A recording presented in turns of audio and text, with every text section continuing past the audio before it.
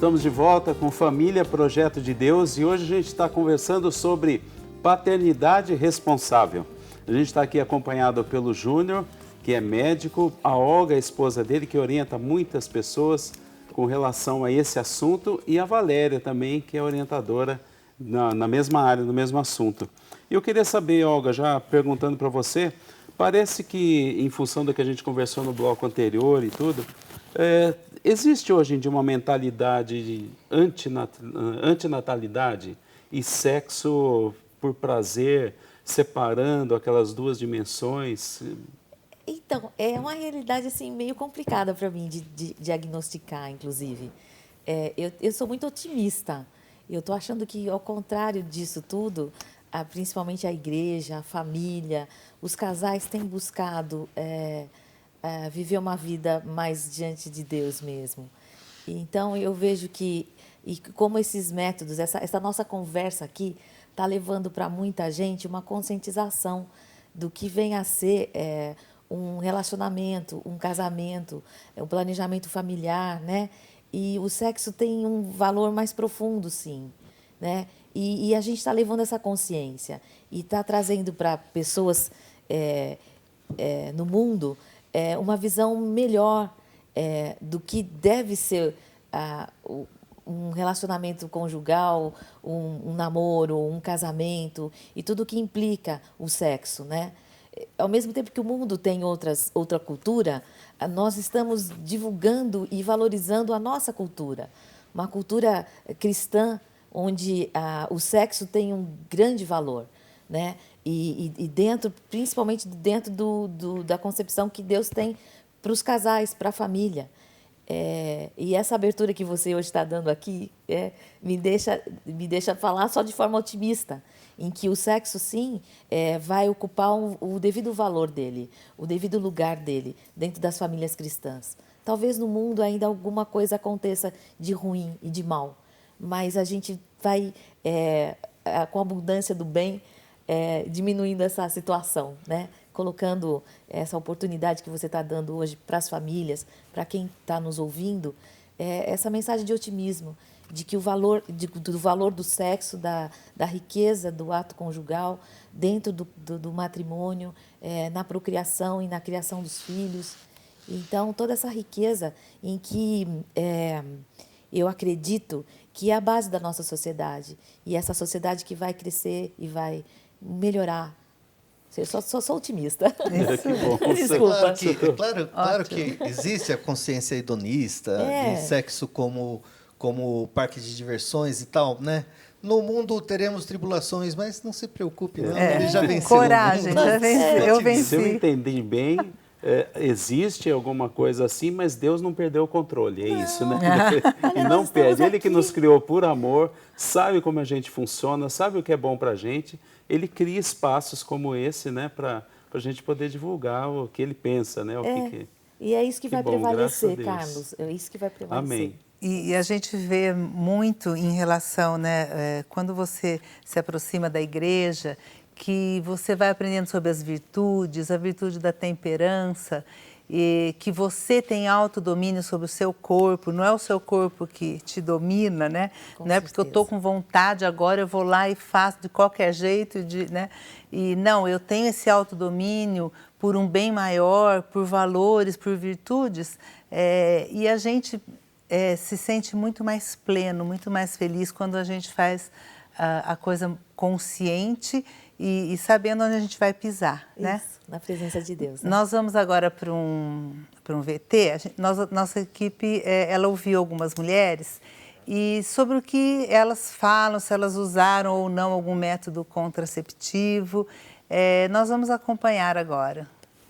Eu já usei, sim, um método contraceptivo, que foi a pílula, né? Já tomei a pílula. Sim, eu uso anticoncepcional. Atualmente não, né? Mas já usei. Já usei o anticoncepcional e não me fez nada bem, não gostei. Na sua opinião, alguns tipos de métodos contraceptivos podem fazer mal à saúde na mulher? Você já ouviu falar algo a respeito disso? Já, eu vejo que o mal pode ser feito, pode causar, desde que ele não faça um bom uso e desde que a pessoa também não procure um profissional da saúde, né? A pílula, quando você faz o uso corretamente e por indicação médica, você não vai prejudicar a sua saúde. De acordo com o que eu li em alguns artigos científicos, pode causar trombose, porém, eu uso há muitos anos e eu não tive nenhum problema, nada. Porém, depende muito do organismo. Eu me adaptei muito bem com o que eu uso. Conheço várias mulheres, várias que tiveram problemas, que não passaram bem, inclusive médicos, né? Eu estive, até eu acertar um médico só, foi comentado isso com vários e eles falaram a respeito disso, que não faz bem mesmo, não faz. O anticoncepcional, a injeção, o DIU, qualquer um deles, não faz bem mesmo à saúde da mulher. Você conhece algum método contraceptivo natural? Eu conheço a tabelinha. Na minha época, já existia a tabelinha, né? Eu vejo que a tabelinha era um método mais natural. Hoje eu não sei se existe um mais moderno. Não, não conheço. Isso eu procurei ler e eu nunca ouvi. Para falar a verdade, eu não ouvi. O único método natural que eu ouvi falar, e foi até através de minha mãe, de minhas tias, é a tal da tabelinha. Mas isso é um método que a pessoa tem que ser muito regulada, né? Senão não dá certo. Bom, a gente acabou de ver aí que existe muita propaganda com relação a métodos artificiais. Os métodos naturais existe pouca propaganda, né? Doutor Júnior, o senhor como médico, explicando aqui o que pode explicar para essas mulheres, faz mesmo mal o método artificial? Que métodos artificiais existem? Bom, Carlos, existem vários métodos artificiais, muitos. Mas vamos falar do que elas falaram ali, né? Primeiro, a pílula anticoncepcional. Puxa, faz mal? Pô, olha a bula, né? Na bula está descrito lá o rol de problemas que podem acontecer. Mais recentemente, tem se falado do problema da trombose, né? A trombose, os médicos sabem que aumenta o risco de trombose desde sempre, desde a década de 50. Mas era uma coisa pouco falada que veio à tona agora, virou moda. Então pode causar trombose? Pode sim. Trombose pode levar a infarto, derrame, né? A amputação de um membro, né? Mas tem outras coisas que não se fala. Por exemplo, já é sabido e muito pouco divulgado que o uso de pílula anticoncepcional por mais de 4 anos antes da primeira gestação, antes de ter o primeiro filho, aumenta em até 50% a chance daquela mulher ter câncer de mama durante a vida. Isso não 50%? Se fala. Até 50%. Tem um livro, não tem em português, mas que é assim: câncer de mama e sua ligação com aborto provocado e uso de pílula anticoncepcional. Até 50%. Puxa. Além do que pode engordar, pode dar varizes, pode dar mancha no rosto, e mais um monte de coisa. Uma mulher que fuma e toma pílula anticoncepcional tem 5 vezes mais chance de ter trombose, pelo menos uma vez na vida, a cada ano, né? A cada ano que passa, né? 5 vezes mais. O DIU, né? O DIU, ele aumenta o risco de infecção nas trompas, e uma infecção nas trompas, um quadro de infecção nas trompas, diminui em 30% a chance dessa mulher ter filho, leva a esterilidade em 30%. 3 infecções, 100% de esterilidade. São dados que estão em todos os livros, que os médicos não costumam divulgar. Eu sou ginecologista, né? Trabalho especificamente nessa área. São coisas que os médicos não costumam divulgar, mas que estão em todos os livros. Já os métodos naturais, olha, eu passei na universidade 11 anos estudando medicina e residência e pós-graduação, aquelas coisas. Não tive nenhuma aula de métodos de planejamento familiar naturais. Nenhuma aula, em 11 anos. Quer dizer, sou autodidata também a respeito. Então, precisa, sim, uma divulgação maior. Eu também sou otimista como a Olga. Eu vejo que hoje as mulheres têm muito mais facilidades de encontrar orientação a respeito dos métodos naturais. Mas ainda precisamos divulgar muito mais. Sim. E você falou do DIU. O DIU, ele é abortivo? Sim, o DIU é francamente abortivo, pode causar um aborto por mês. Porque alguns médicos falam que não é abortivo, né?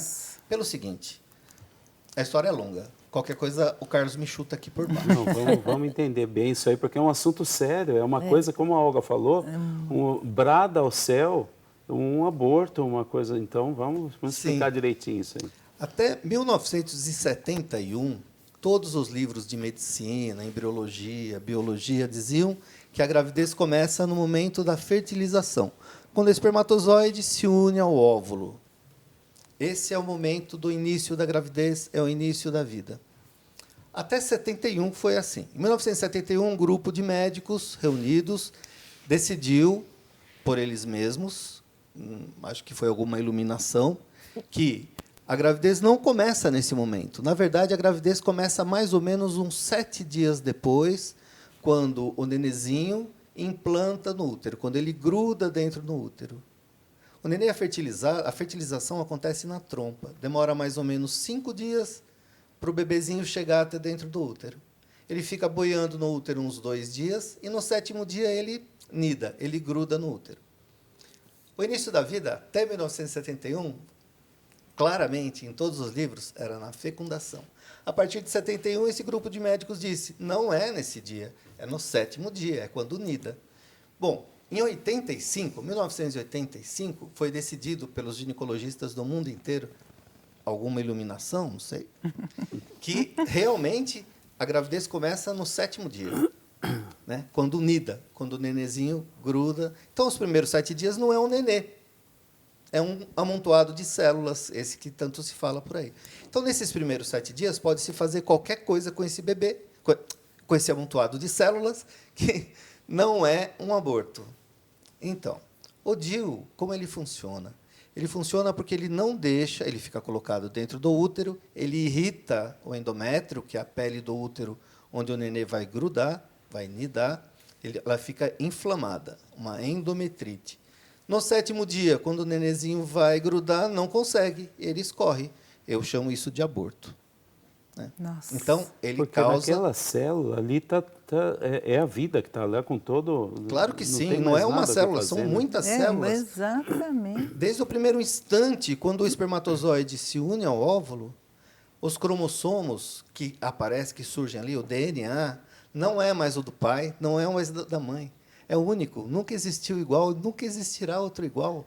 E já imediatamente recebe o dom do espírito, né? Recebe o espírito, né? Recebe a alma, porque é um ser vivo, tem vida, autônoma. O sopro de Deus ali já... Exatamente, no primeiro instante. Então, é sim, um ser vivo, com alma e corpo, que está se desenvolvendo independentemente do corpo da mãe. Né? Ele está bom, ele precisa do oxigênio que vem da mãe. Como um astronauta precisa do oxigênio da cápsula espacial. Mas ele que vive de forma independente da cápsula espacial. Então, o DIU causa, sim, um aborto por mês.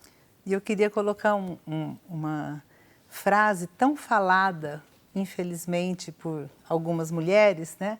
Meu corpo, minhas regras.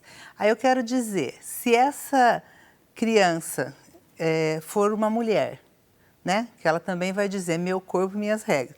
É um ser totalmente independente da mãe. Ela está ali para crescer. Então, ela também tem o corpo dela e as regras, ela também tem o direito dela. Quem que vai defender esta vida? Né? Que também tem seus direitos e tem direito à vida. E quem que vai fazer? Porque, como não estão vendo, estão achando que não existe. Né? E isso é um grande pecado, como você disse, né? Que brada aos céus. Né?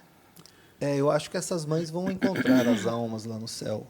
Espero que todos estejam lá. Mas eu queria comentar mais uma coisa, que a pílula do dia seguinte tem o mesmo efeito do DIU. O que aquela pílula do dia seguinte faz? No dia seguinte, depois do ato conjugal, da relação sexual, quando no 7º dia o nenezinho for grudar no útero, a pílula do dia seguinte alterou aquela pele que é o endométrio, tornando inóspita para o bebê. E escorre do mesmo jeito. Porque alguns médicos dizem que não é abortiva, porque eles só consideram que é uma gravidez depois do 7º dia.